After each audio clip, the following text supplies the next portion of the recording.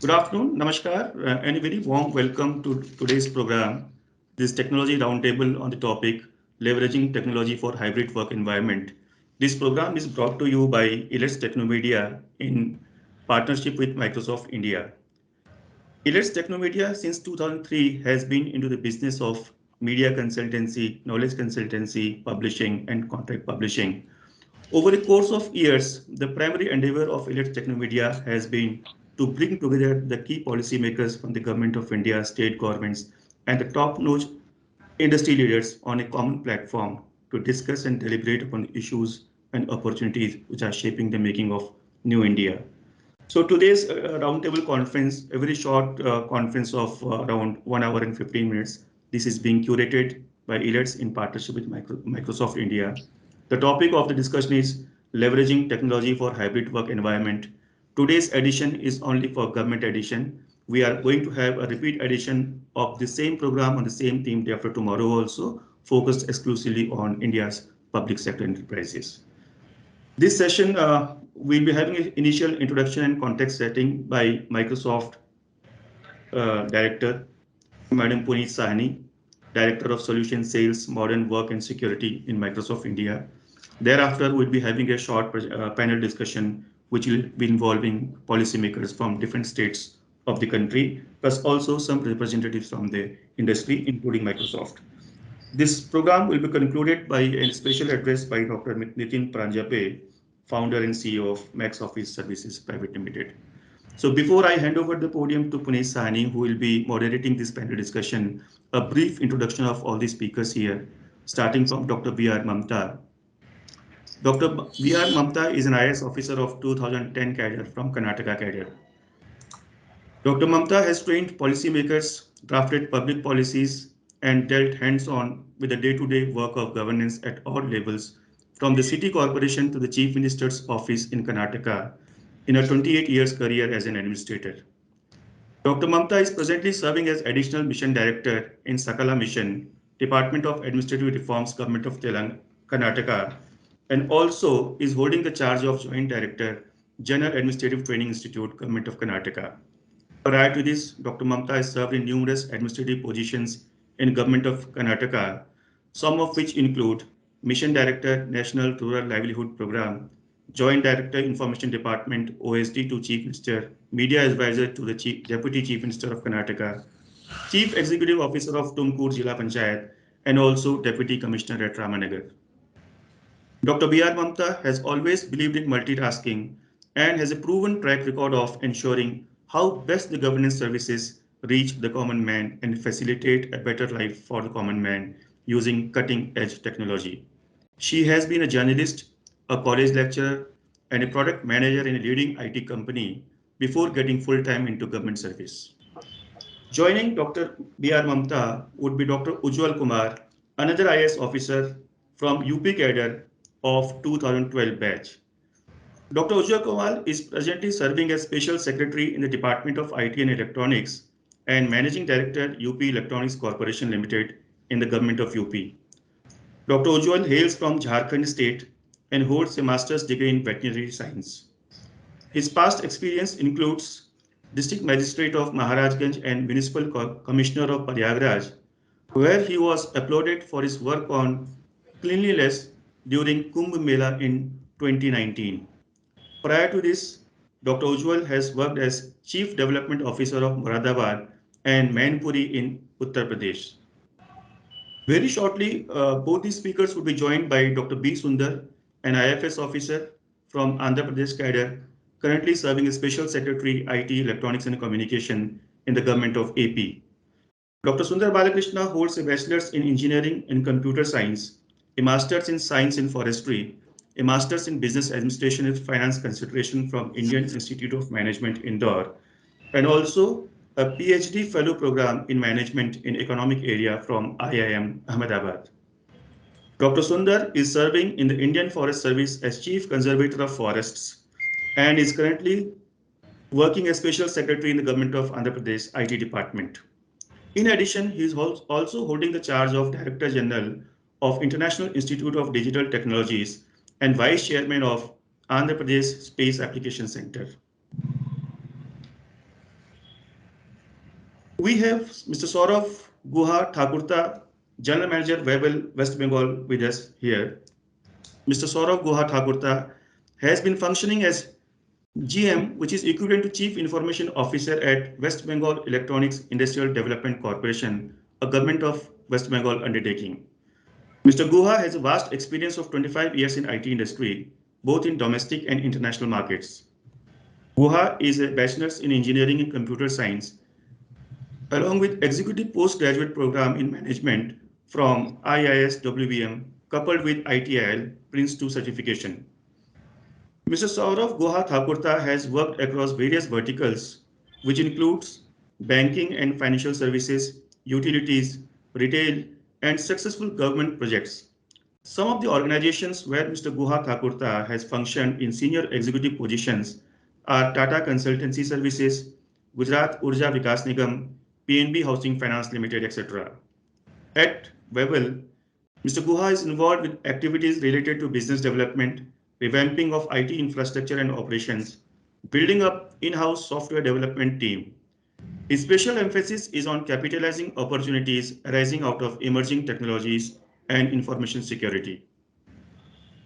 From the industry side, we have Dr. Nitin Pranjape with us, founder and chief executive of Max Office Services Private Limited. Dr. Nitin Paranjape, who is widely recognized as a productivity guru, will conduct this session. Dr. Nitin Paranjape is a highly sought after speaker and famous for his witty, humorous, and motivating delivery style. He has coached over 330,000 professionals across 18 countries and more than 3,100 customers over the last 2 decades. Microsoft has recognized his ability by awarding the most valuable professional title for the last 16 years to him. He is also a change management consultant, Trotsky Atkar methodology. Dr. Nitin's motto is work smarter and grow faster. Finally, we have Mr. Madam Puneet Sahani here, Director Solution Sales, Modern Work and Security from Microsoft India. Puneet has an experience in field sales and alliance management, driving large enterprise sales with strong focus on business strategy, customer relationships, negotiations, and sales execution. Puneet has a thorough understanding of enterprise applications like BAN ERP, CRM, Oracle, e-business suite, Sable, PeopleSoft, etc. She believes in leading from the front, partnering with solution sales and partner organizations. Puneet is passionate about Microsoft customers, partners, and teams. This panel discussion will be moderated not by Dr. Nitin, but by Puneet Sahni. Over to you, Puneet Sahni, to take further the discussions. Thank you. Thanks, Krishna. Pleasure to be part of this team organization. A warm welcome to Microsoft panel discussion on this new category of frontline worker persona. Okay, okay. Just a quick introduction about myself while Krishna did. I run the public sector business for modern work at Microsoft. I've been with Microsoft for 11 plus years. Before that, with companies like Oracle and Bun. Uh, just before, as we get started, at Microsoft, it's our mission to empower every individual and every organization on this planet Earth to achieve more. And we do that really by digitally transforming our customers. Also, as I get started, is my screen? Yeah, okay. As I get started, I just want to take everybody back to last 18 to 20 months. And as our CEO Satya says, uh, COVID-19 has been our chief digital officer. It has been a chief digital officer actually for various industries, and governments really are no exception to that. And all of you can vouch for that, that the way you would have done your business or run your government or run your departments in past is very different to how you run your business or departments right now, right?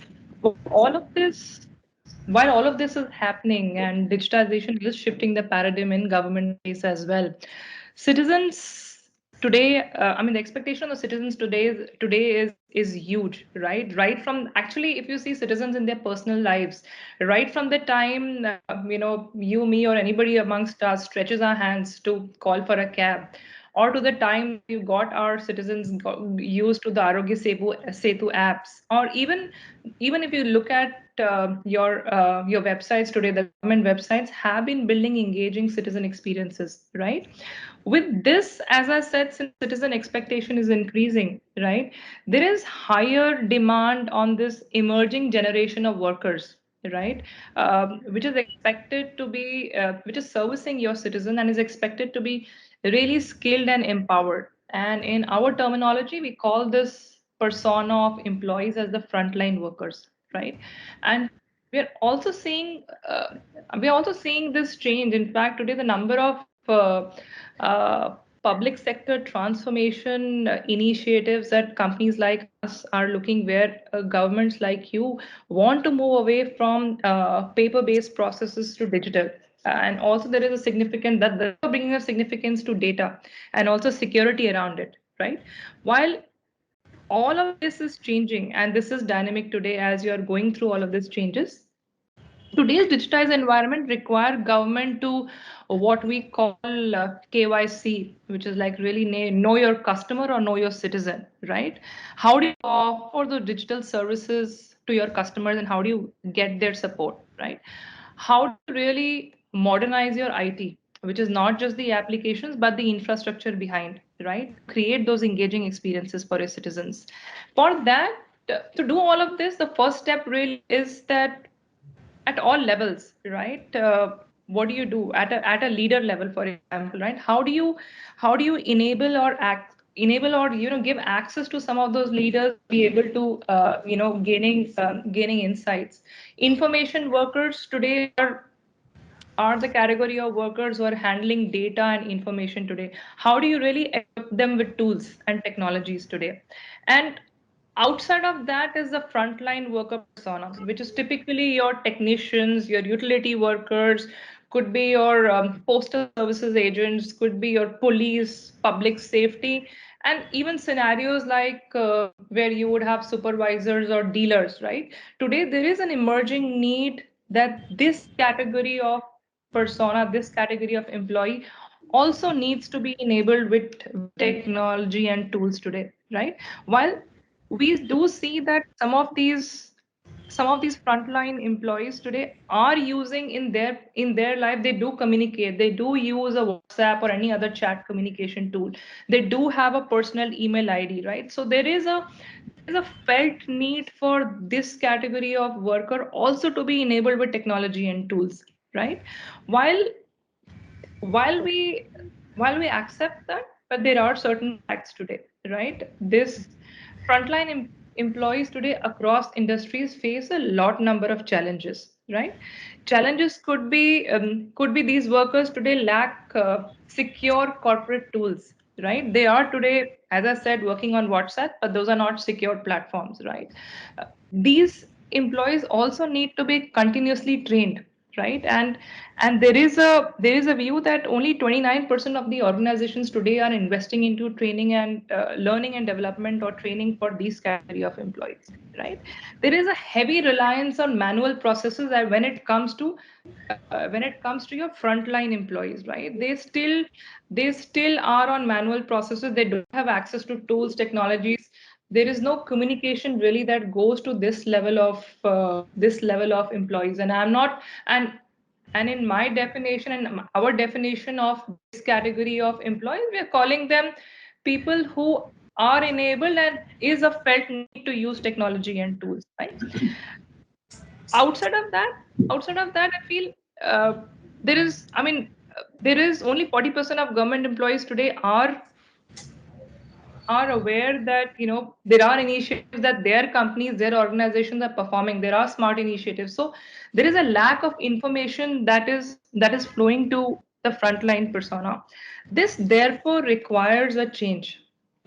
This requires that we need to improve visibility and communication for this category of employees, right? What do we need to do to empower this frontline worker? Do we need to do we believe that we need to give them tools. We need to give them tools to be collaborating with the rest of the organization, also collaborating and giving updated information to the citizens that they are servicing with, right? There is a need to train, onboard, upskill the frontline worker in your organization. Therefore, even digitizing the government organizations. Now,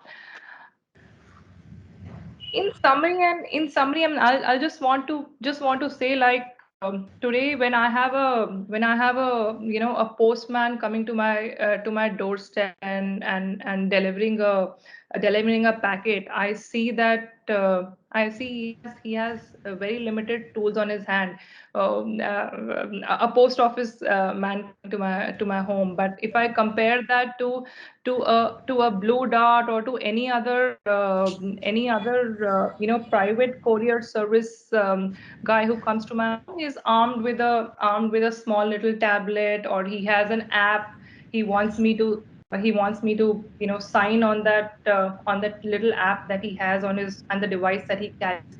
So that's the kind of change that we are wanting and seeing and envisaging and urging governments and leaders like yourself to, while there is a focus and view to digitizing various other operations within departments. It would be a good idea for us, through our panel discussions, to discuss how we can really empower this frontline persona that we are seeing is emerging in every and most departments in government organizations. I'll take a pause here if there are any questions, or I will give it back to Krishna to kick off the panel discussions for us.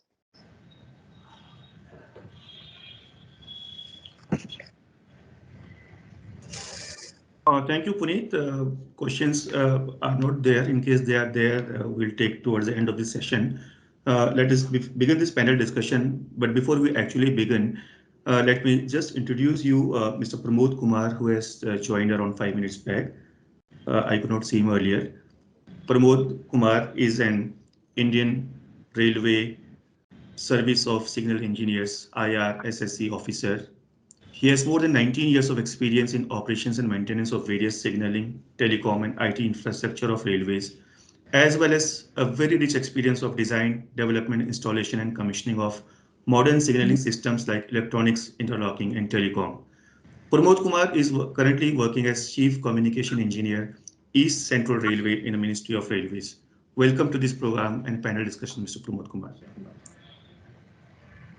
So we now commence the panel discussion, leveraging technology for hybrid work environment. I would again invite Puneet Sahni to take us through this panel discussion with her moderation. She will moderate this session. Over to you, Sure. Puneet. Thanks, Krishna.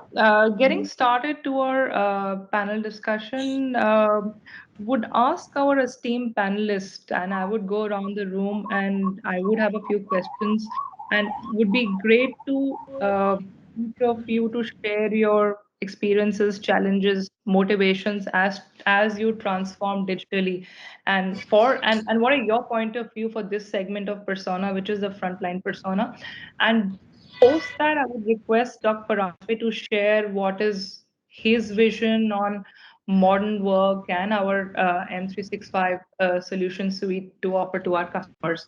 I'll just get started, and I would request each of the panelists to be spending a minute and a half, because we have a few questions for all of the panelists here. If we could spend a minute and a half on each, would be great. I'll just get started, and my first question is to Sundarji. Uh, since COVID pandemic, digital modes of communication and operations are no more a choice, but becoming a necessary as I started. What technologies the state government leveraged to enhance productivity of the employees at that point in time? Any thoughts that you have, sir, on this in this point?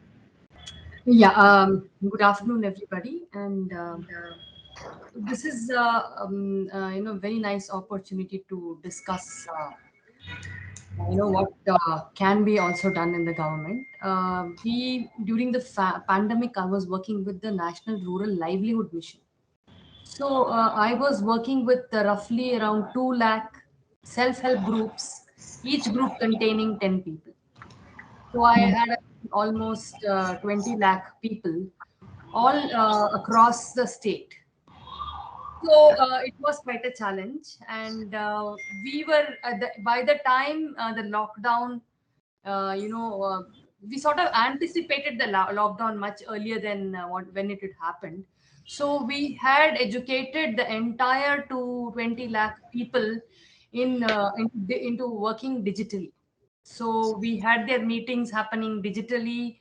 We had with the help of UNICEF and other organizations, trained them about COVID, and we had also sent them out into the field into the hinterlands of Karnataka to go door to door educating people about what it could mean once we went into the pandemic.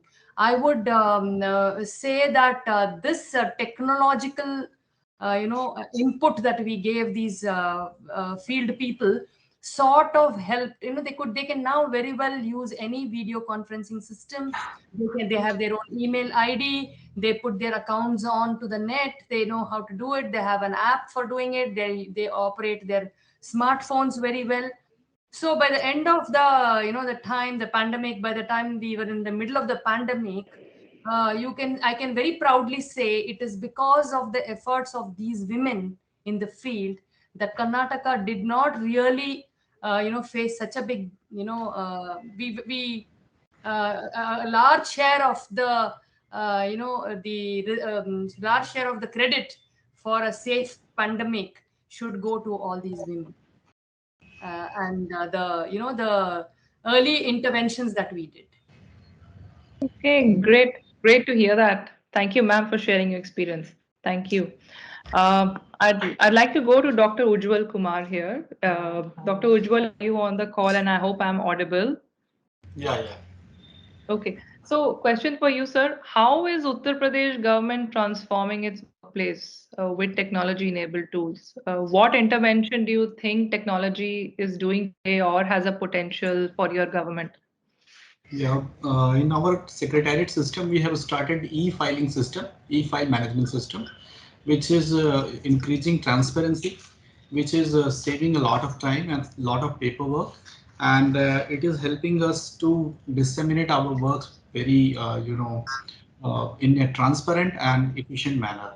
First of all is this one. Then second, as ma'am said already, that during pandemic, we used a lot of video calls, and we made a lot of video calls to all our frontline workers with ASHA, with ANM, with all Anganwadi workers, with self-help groups. We communicated with them, we communicated to them, and we asked them to visit home door to door and disseminate all the information we had during that time about COVID.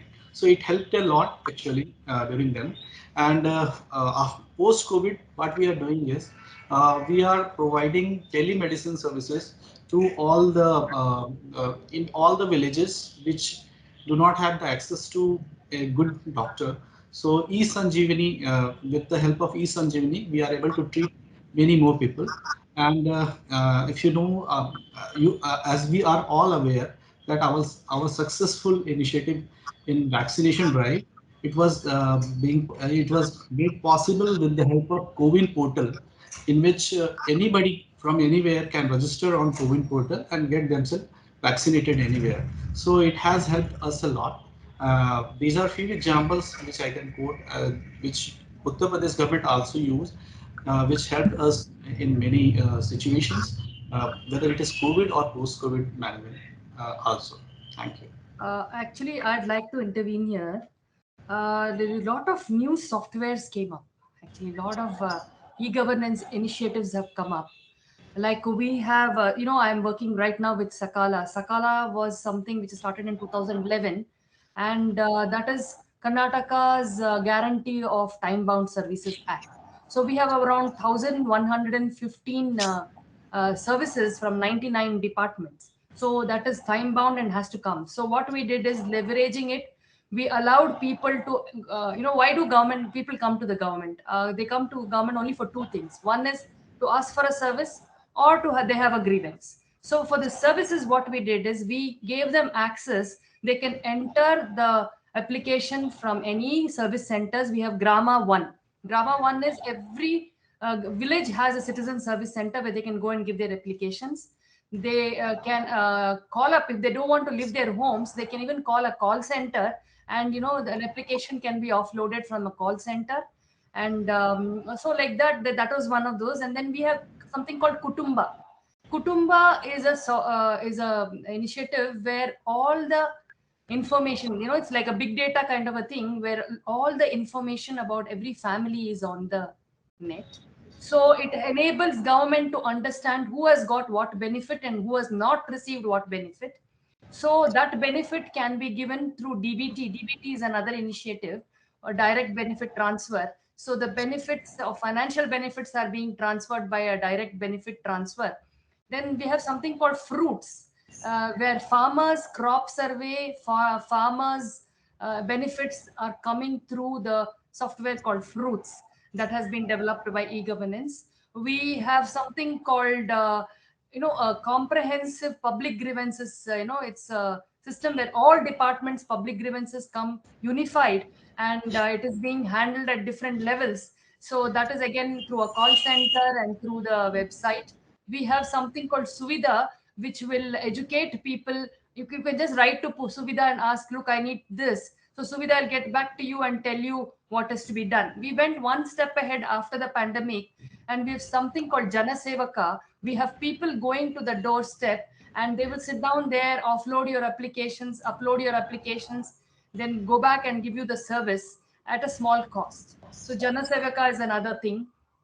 So like that we have come up with quite a lot of initiatives. We have something called Mahiti Kanaja. Mahiti Kanaja is actually is a software where you can just go and pick up any government information that you would require. You can go there and you can give it something like a Ask Laila type of a initiative. We are also on TestZ, where we answer people's queries, citizens queries, and tell them at what to get, how to get their service, where to get it, how do you go about it. That kind of hand holding is done online on your mobile, sitting at wherever you are. So these are all the initiatives that government of Karnataka has taken through e-governance department to make it make a hybrid kind of an environment possible, not just for government employees but also for the entire clientele that we have, that is the citizens. Sure. Thank you, Dr. Mamta, and thank you, Dr. Ujjwal. These are definitely replicable scenarios and great to learn about Kutumba, DBT, Fruits, e-Sanjeevani, the work done at the COVID portal as well. Thank you. I'm sure these are replicable scenarios and for us to learn. Moving to Mr. Srinivas, sir, I hope I'm audible and you can hear me as well. What productivity challenges did you face when pandemic hit? How did it impact?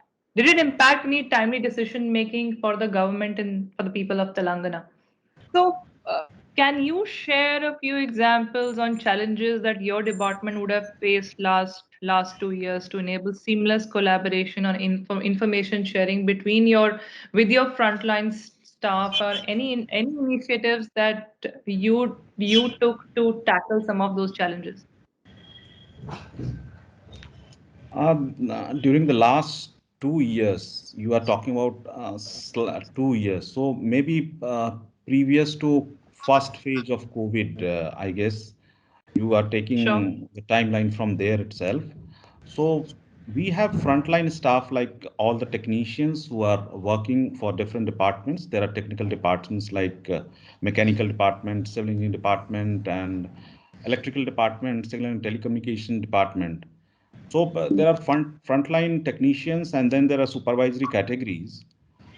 So they have already been enabled. I mean, those frontline staff has already been enabled with these small handheld devices like iPad and all, where they feed their whatever measurements and data they took, they feed over there, and then it is transmitted to cloud servers. That way, our major department, sibling department is doing it. Electrical is also doing it. One uh, module, it is called track management system, through which they are doing it. And then Electrical department is doing it through transmission distribution system is there, that management system is there. And signaling department is also doing, it is SIMS, Signal Information Management System is there. They all are doing it, and we need to further proliferate it. So that is all there. तो ये कोई Apart, application है sir, Pramod sir, ये कोई application है जो इनकी device पे है, कोई एप्लीकेशन एक्सेस yes, कर? yes, I told Okay. you this device is track management system is there. So whatever Sure. parameters they take during their scheduled maintenance, they हाँ जी. feed on the device, and that feeding is go to the cloud server, and from there it Okay. is visible for all management people, and based on that all decisions are being taken. So और ये devices आप लोग manage करते हैं इसको? Who manages those devices? Is there a need to manage these devices or any upgrades come to these applications? no, we ऐसा have a scenario? central, there is an organization called CRIS. Lots of these applications are developed by them, and all infrastructures like hardware and softwares are kept at those Sure. CRIS manages it. Sure, sure, sure. Thank you. So Thanks. I'll move to my next question for Mr. Saurabh Guha. Saurabh sir, with proliferation of internet, mobile, and social platforms, what are the changes you have experienced in the citizen expectation from government? And how can technology enable your frontline worker, that is, could be your district or block level civil supply officers, Anganwadi health workers, to meet some of these expectations today? Any Yeah. views, sir, that you have on this? No, correct. Yeah, good afternoon, everyone.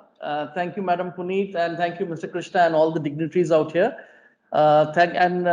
First and foremost, I would like to thank Elets Technologies Private Limited, along in partnership with Microsoft, for giving me an opportunity to be a part of this particular prestigious event. Thank you once again. Yeah, coming on to your particular question regarding, WEBL is a particular nodal agency for various IT related aspects for the departments, commissionates and directorates for the government of West Bengal. From WEBL perspective, we are not only restricting ourselves to the West Bengal, but we are also going pan-India basis. We are also looking opportunities for tapping in the multinational areas also. We are going in abroad also. So those are the thought process and the blend which we are carrying. Now, regarding this particular topic of leveraging technology in hybrid workforce environment, so the first and foremost is during this particular pandemic period, we had taken a lot of initiative in improvising the various sort of communicating with the frontline workers, our end users, and we are giving our deliverables to the various departments and directorates also regarding software development and any other hardware or infrastructure revamping and so on and so forth. So from, let me first tell you that from the Microsoft perspective, Webel, from end-to-end process, we are totally Microsoft oriented. We have our email solution on Microsoft O365, which is a SaaS environment. We have our ERP also in the Microsoft Navision, system. Then we have also, regarding various e-office transformation which we have done. So we have already implemented the e-office. So as for the approval process and the workflow notification is concerned, we have been really able to manage everything from our home itself through this internet connectivity, and we have been able to implement this e-office within a very minimal time period. So that was really a big thing, an achievement for our particular work, which did not get hampered or got any roadblocks or any impediments. So that was one of the plus point. We have also in our ERP system, a lot of things needs to be approved, like processing of order execution note, then also, giving the purchase order to the particular vendors and all, who are the partners who will be executing this work and all. We had given this particular VPN client to them, which has been very secured and encrypted. So we had used this Fortinet basically client, and through which the particular all this approval process was going on. So that was also one of the biggest, that really gave a lot of contribution and enhancement in getting our work done and expedited. Also, I thought, considering the fact this is a Microsoft oriented program, in a Microsoft, we have a visual basic rather than all the particular, we have an in-house software development team.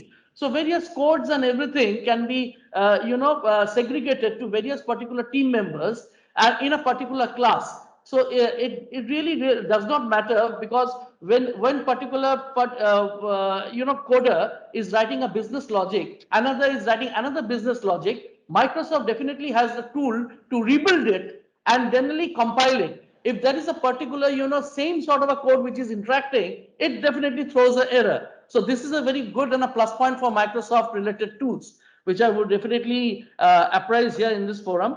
And regarding, we were having a con call with various departments, commissioners, governments, and all. As I said, we have been going in pan India basis.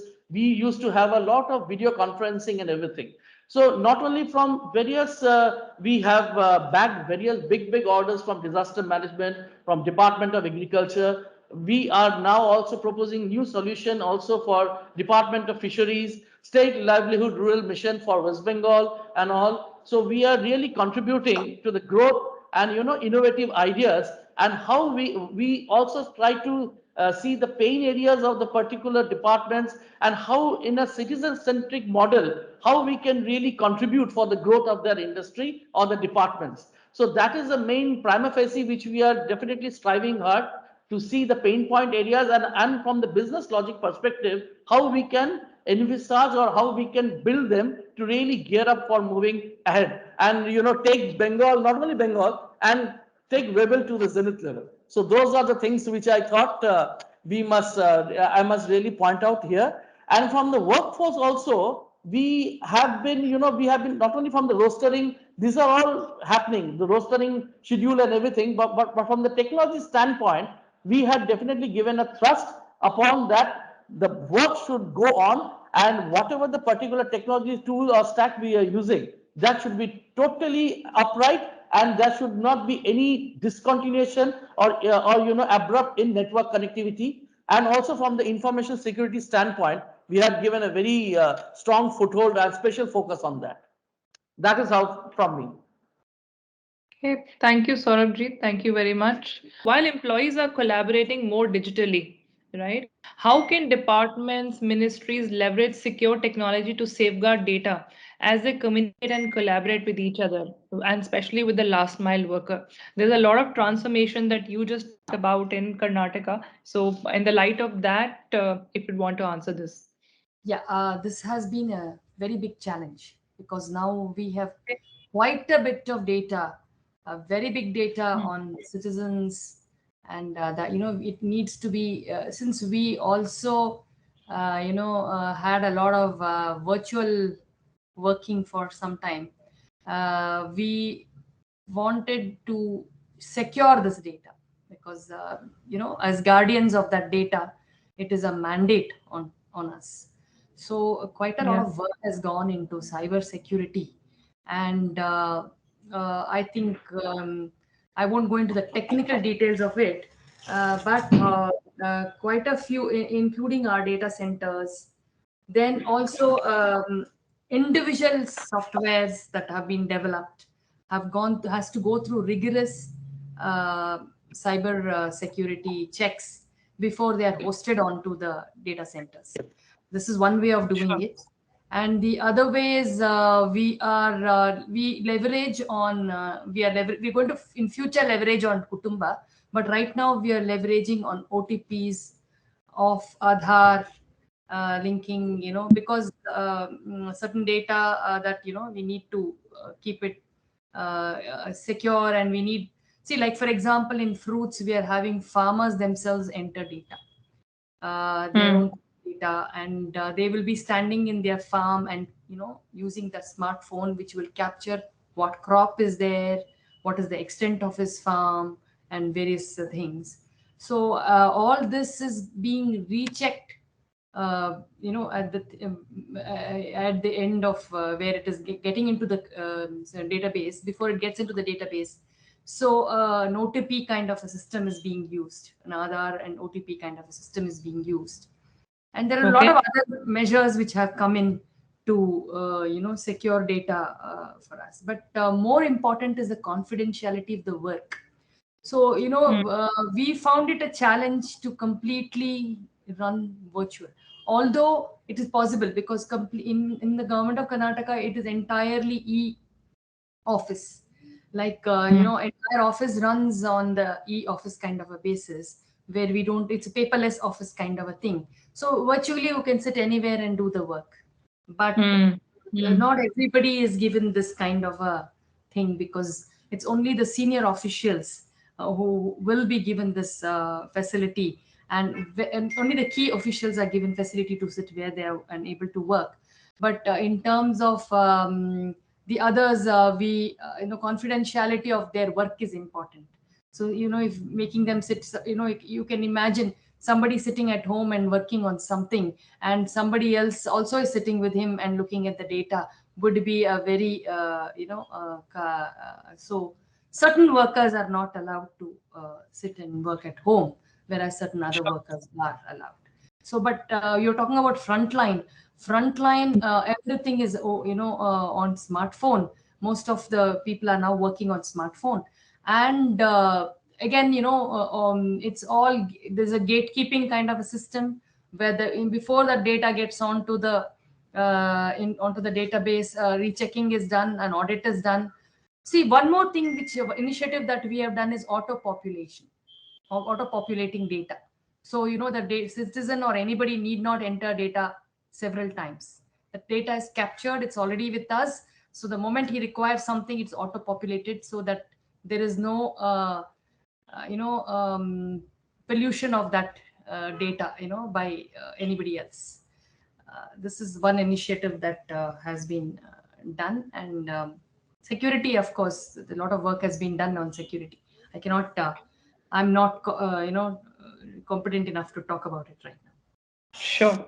Sure. No, thank you, ma'am. Thank you for that. Before I give to Dr. Paranjpe, I have one last question for Pramodji, right? You spoke about the electrical department, the signal department, how all of these frontline workers are collaborating and how you have enabled technology for them. Are you seeing any changing expectations from these extended frontline staff as well? Right?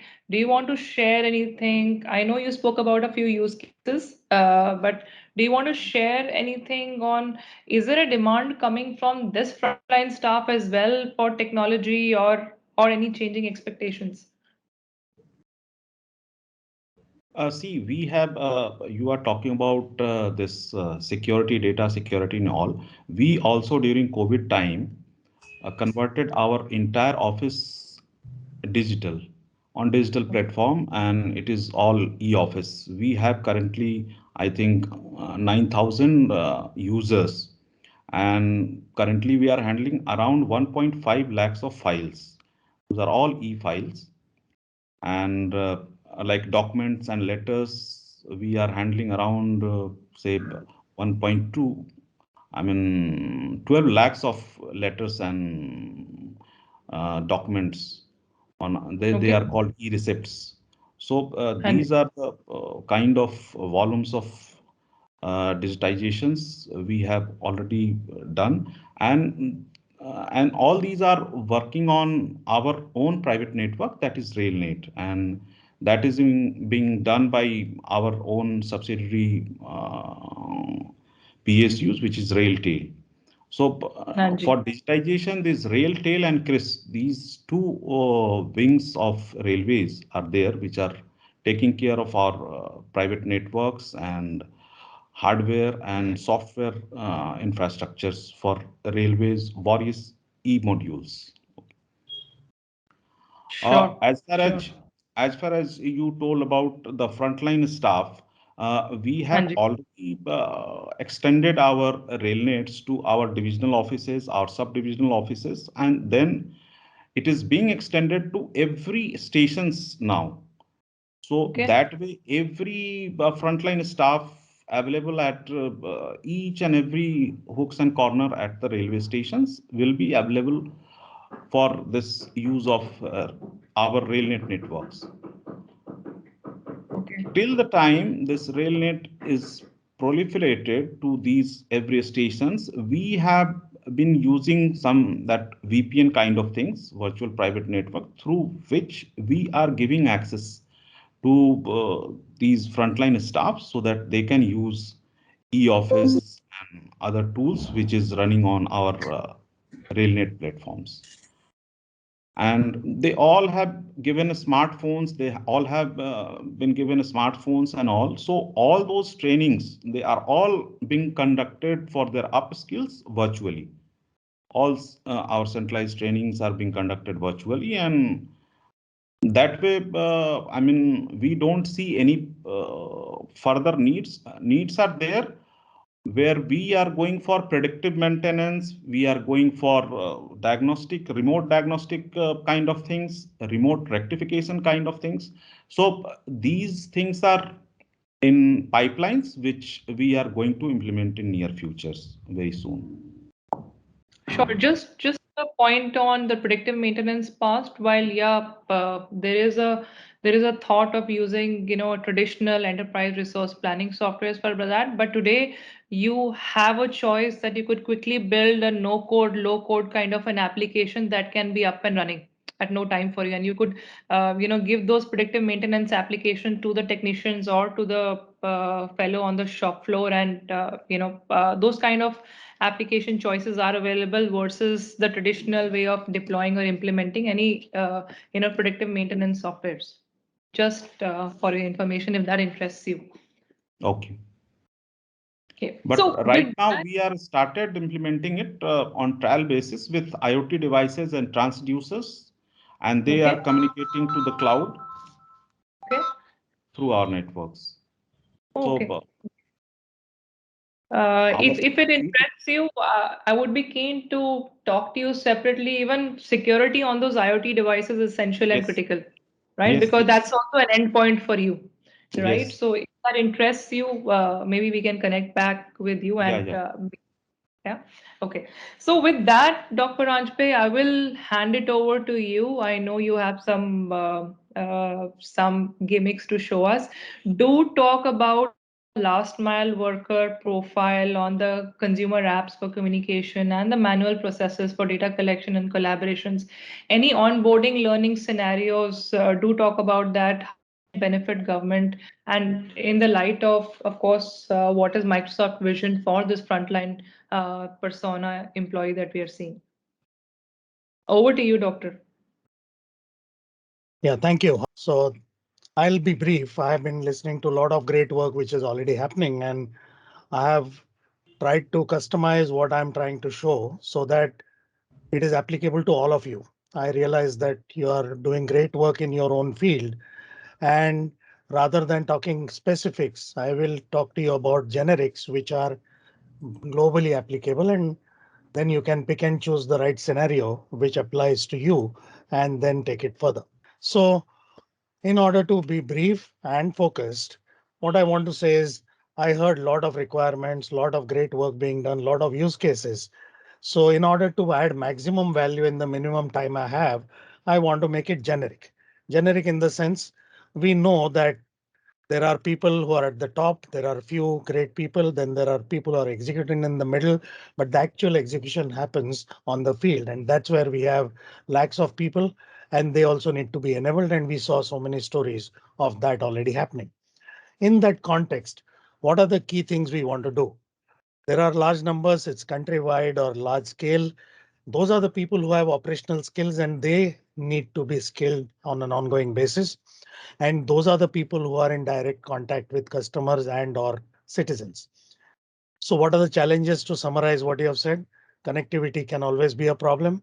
Most people would be using personal devices and still you need to manage security. And as we saw, each one of you has listed at least 4 or 5 applications, and I'm sure you're already in the process of making many more. So everything is app driven, multiple people and lots of manual processes getting transformed. Now, behind the scenes, all this requires a lot of collaboration. Collaboration between what? Internal people as well as external people, internal staff and other people outside the organization. This could be temporary or a long-term basis. The problem is all this is already happening. That's not the problem. All of you have found your own ways which are working very well in terms of digital delivery in every possible way. And like Punit said, I'm sure there is a lot of cross learning amongst departments so that something done great in one department or state will definitely replicate elsewhere. What has not changed, and this has nothing to do with government or private sector, this is a universal problem. We are all working internally and collaborating externally. How are we doing that? There will be files involved, mails involved, meetings, you know the story. The problem is not that. Collaboration requires all this. Nothing new I'm talking about. What is the issue?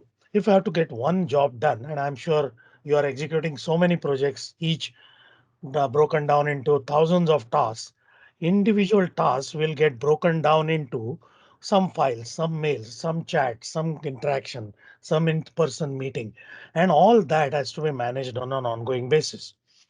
Now, all this multiply that by lakhs of people, and then it becomes absolutely difficult to manage. So this is what I mean by unstructured work. Most of you talked about structured part of the work. You have created apps, there are processes, paper is getting eliminated, integration is happening. Excellent. But that does not take away unstructured part of work. There is always unstructured part. Now, because it is unstructured, whether it is private or public sector, India or some other country, nobody has really looked at it from an optimization point of view. And that is where Microsoft comes into picture. Now, like Punit said, all of you have created apps. You want to create an app. It's a long process, whether it is a browser based app, a hard coded app on a device, or it is Android or iOS. You have to write the app, test it, security audit it, then publish it on Android as well as iOS. It's a lengthy process. So if you want to accelerate the development of apps, especially without programming or minimal programming, you should absolutely immediately look at Power Apps.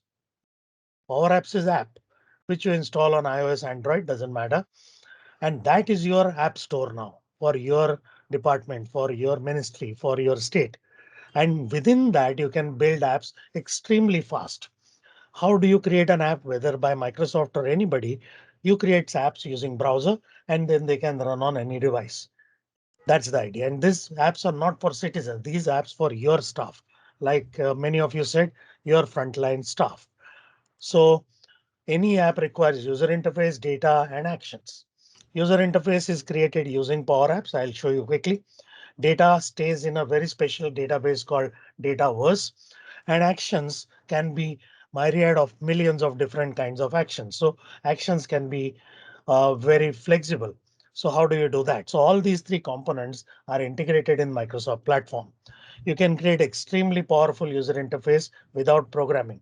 These are different components available. These include even virtual reality, GPS coordinates, scanning, AI, and many other things. For example, scan a document on board, do is OCR and fill in the form, like what Madam was saying. That is the Power Apps UI. The next part is data. Typically, we keep data in a database. Fair enough. All business apps are kept in database. You also have your database, but a lot of data gets generated at user level. This is the automation which is completely unstructured. Even as we speak, there are people sending files to each other, filling up some random Excel sheets, mailing it to each other, approvals happening, all those difficult to audit. The data may be there, but it's unstructured. So this, if you want to automate, then where do you keep the data? So that unstructured data is best kept. Of course, you can use any database technically, but database is not just one part of the story. The moment you have a database, you need security, privacy, governance, who will be able to access the data when. So these kind of things every database gives. But the other parts, which is business processes around it, security, compliance, integration with other apps. I'm sure you have a lot of apps, but they were developed with different priorities by different vendors on different platforms. The data may be there, but they may not talk to each other. Extra work, extra effort, extra expense, and more delay. So integration should not be an afterthought. And governance. If PDP bill passes, it becomes even more complex from tomorrow. So all this is not typically a job of a database. So Microsoft Data versus a database plus all this on top of it. Now, sir is using Dynamics or Navision already. You already have this. And the actions, those can be very diverse because there are so many apps, so many possible actions when new row of data is added. So we can't hard code it. That's why this thing called connectors comes into picture where you can now connect to more than 600 applications, Microsoft or non-Microsoft, by just simply acting on the actions which are exposed. If you have applications, you can also build a connector. So without you having to go to individual vendors, you can build an integration layer around all this. So if you have not seen this, please use Power Apps and explore it. It's available. There are a lot of demos available and Microsoft will be able to help you further. Now, one disclaimer here. I am not from Microsoft. I don't sell any software from any vendor, and what you purchase or you don't purchase doesn't monetarily benefit me in any way. My passion has been to increase efficiency of the world, and this I'm doing for last 30 years. I am a gynecologist by qualification, but I left medicine 31 years back and I'm trying to increase people's efficiency. Unfortunately, it has not worked out well. Every technology is underutilized beyond your imagination. I don't have to tell you that. And especially the unstructured part of the work, because it is unstructured, that gets even lesser priority. So now if we talk about all these diverse needs, what is the commonality? Unless you find commonality, you can't structure it. So these are the common needs. Whichever department you are from, whatever you are trying to do internally or externally, there are some common factors, common needs. What are those common needs? Well, these don't depend on country, maturity of the customer, technology, or industry, private, public. We are creating things. We have to store them somewhere. We have to execute work. Very, very generic. Everyone is doing it at every level. But how? That is the problem. Because it is unstructured work, there is no standard operating procedure. There is no fixed app for it. People do whatever they feel like because there is no centralized, standardized, authoritative guidance. And this is exactly the same story in private sector in every country. So Microsoft created apps to fill each of those needs. Originally, we thought Office means Word, Excel, PowerPoint. Yes, it is there. But over a period of time, so many apps. Now, Microsoft 365, the suite, contains how many apps? 25 apps. Just Word, Excel, PowerPoint, Outlook, four of them. Why did Microsoft create so many apps? Now, if you ask me, go to any category and say, is there a competing app? Yes, there are hundreds of competing apps for each of those icons. The difference is these icons or these apps have been created to work with each other out of the box. So by virtue of using this platform, you don't waste time making things work together. So the component of creating apps, Power Apps, is just one component. If you see low code, no code, there are hundreds of other things, but none of them have the assistance of all these guys because each of them are designed to work with each other.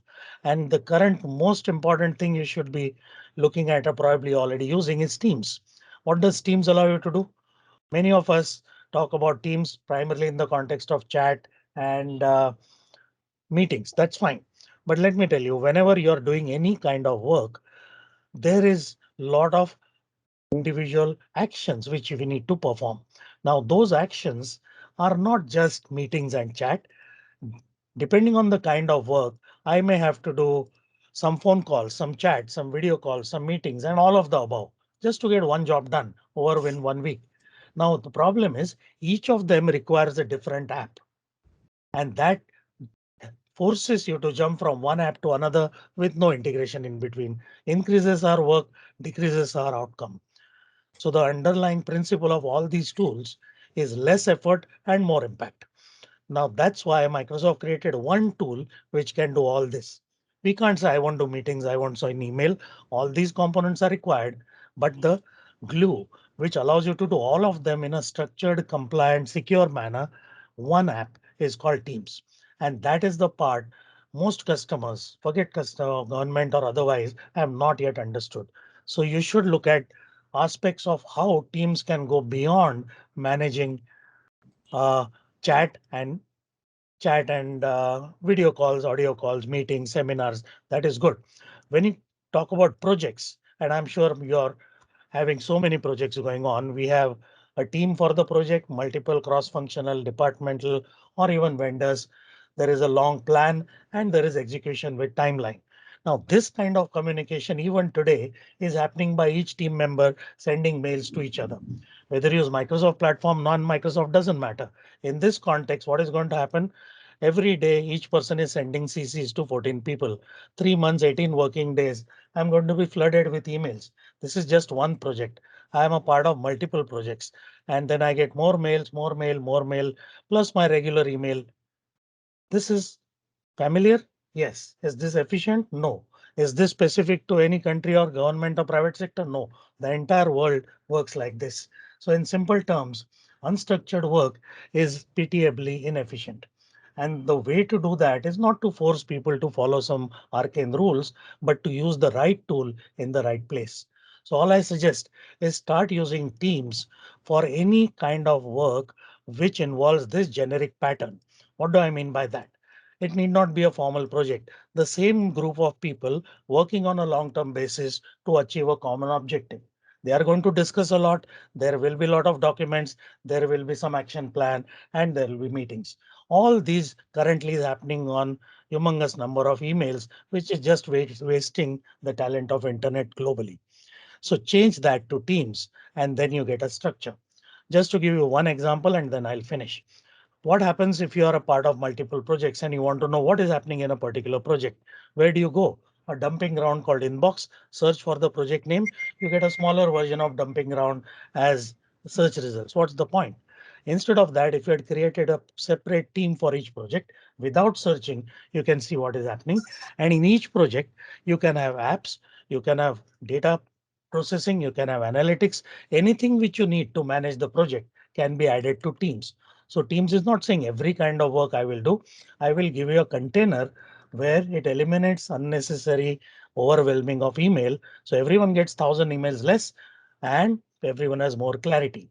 So you can add any application which makes sense to you by clicking on that plus sign. Use the right tool in the right place. Let's have complete compliance, governance, retention, e-discovery, security of data. All of that is already happening. No extra afterthought required. And the most important part here is you can add, what can you add? The most important part, action points. So you can add a project plan here, delegate work to each other. Everyone can see, get reminders of delays, and this can work with external parties as well. And they don't need a Microsoft license.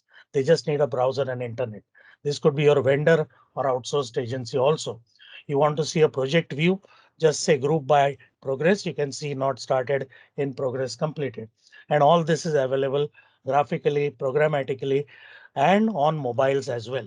So this is a single app for task management. My tasks come from Outlook, project tasks come from Teams. So bottom line, all these are available purely on mobile if you want to. And with this, you can have one-way communication, like you have an intranet, you have lakhs of people. How do you communicate? How do you deliver training to them? No problem. You can create content in something called Stream, which is basically a protected streaming server. And then people can see it on mobile. It'll automatically adjust based on bandwidth. It can even be seen offline, and all this with all the governance and compliance. So what I'm saying is the needs are broadly common across departments, across people, but getting a platform which already understands and integrates all those needs is the unique thing which Microsoft has to offer. So if you have not explored it in this way, I'm sure all of you use Microsoft in some form or the other, but I would strongly suggest do a integrated pilot of what Microsoft has to offer. And all that I showed you just now is called Office 365. Lot of Windows also, because there are a lot of desktops, and all this generates data which has to be secured and compliant. So all this put together, I don't know of any vendor which has products for all of this. That is why I'm doing this for 30 years, although I don't sell Microsoft products at all. And all this works on another platform called Azure. So if you are already using Microsoft, you can programmatically use that and integrate anything with anything. Bottom line, this is a live example of a simple thought process, less effort and more impact. So with that, I'll hand it back to Puneet or Krishna. Thank you. We have with us Dr. B. Sundar, Special Secretary to Government Information Technology, Electronics and Communication Department, government of Andhra Pradesh. He was delayed in the initial minutes to join. So I had requested Dr. B. Sundar to come for a while. This program is now towards the fag end of conclusion. This panel discussion leveraging technology for hybrid work environment. With the permission of all the speakers here and panelists, may I request Dr. B. Sundar for his remarks. Thank you very much, Elets. I hope I am audible. Yes, sir, you are audible. Yeah. Yes, sir. Thank you very much once again, and a warm welcome from the government of Andhra Pradesh. Thanks once again for giving me this opportunity to articulate about our uh, activities with reference to the importance of data, and a couple of questions which was sent to me for discussion in this forum. I was listening to the interesting talk by Mr. Nitin on how inefficient we have always been with reference to apps. There is a reason, and it reverberates with what I need to say about the two questions that was presented to me. The one basic reason why we are inefficient in using so many applications developed by vendors is that the complexity of the tool itself. I have seen teachers, elementary kindergarten teachers, who need to teach 4-year and 5-year-old kids because the classes are going online and they need to use Microsoft Teams in a big way. and and it is such a hassle for them to get the attention of the child, to integrate the learning tools, and teaching a small tot about the importance of alphabet numbers is a mammoth task. It requires for a kind of domain expertise which we cannot think sitting in the portals of technology companies. And unfortunately, the tools get more complex and complex, and the resource persons have to spend more time trying to learn the various features of the tool instead of concentrating on the domain of their expertise. Now, how does this link up with the questions you have given me?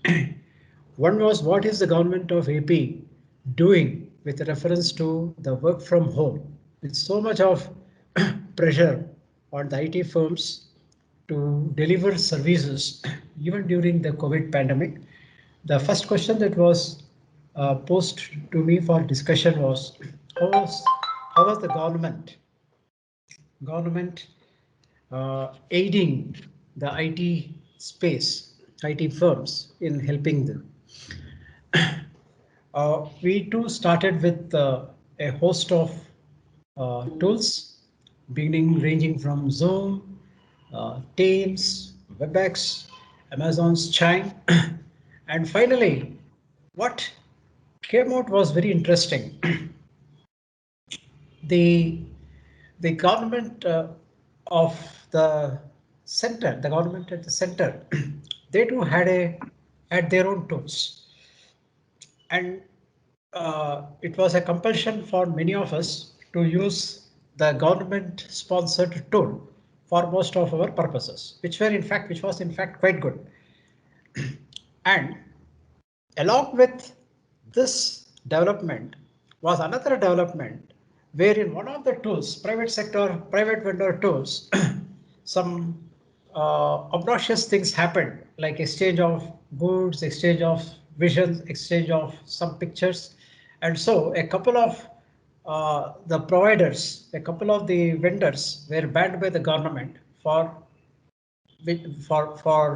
usage for government purposes. So from then on, we during the first 6 months, that is phase one, we went the full hog in getting all the tools to the government departments, right at the secretariat, to the district headquarters, to the mandal headquarters. But then when this came in, we were stuck because many of the officers down below, they were already accustomed to the ease of these tools. You just, it was a one click, it didn't ask username, it didn't ask password. All they had to do was one click and they were inside the, they could raise questions, they could mute themselves, they could unmute themselves. I mean, the kind of features was very good. Now switching over from this tool to the tool which the government gave a list for which we have to do. Why I am emphasizing this is the basics for getting all the e-government work done online.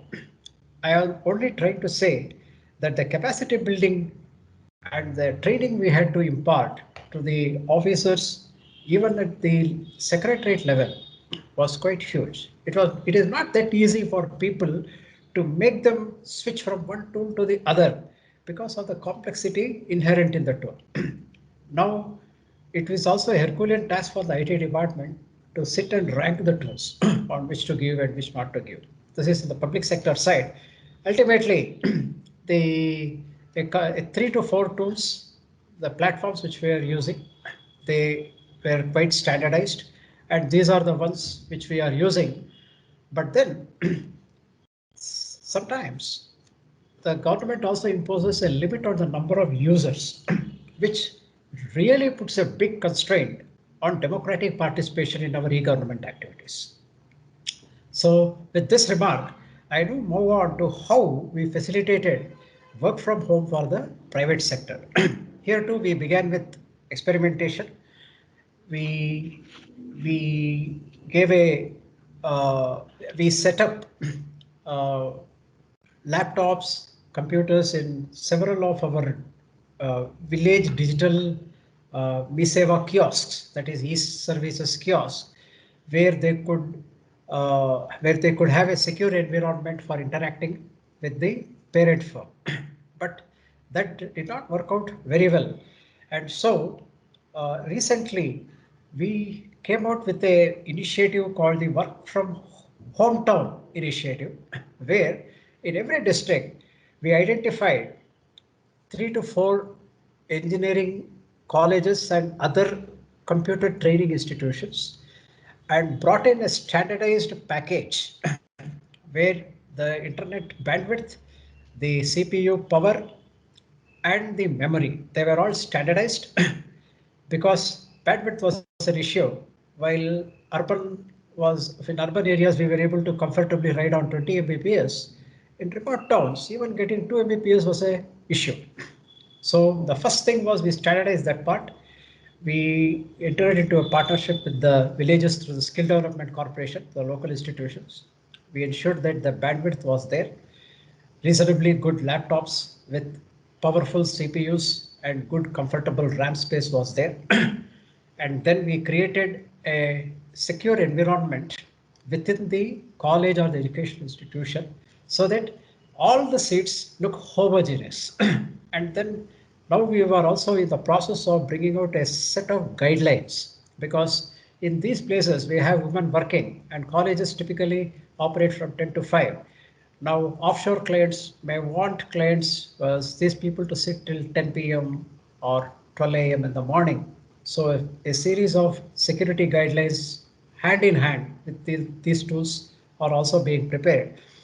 In a nutshell, in every district, you have between 600 to 700 work from home kiosks, which can be rented by firms. We had an interesting response from several firms, the Telugu diaspora and the Telugu speaking states.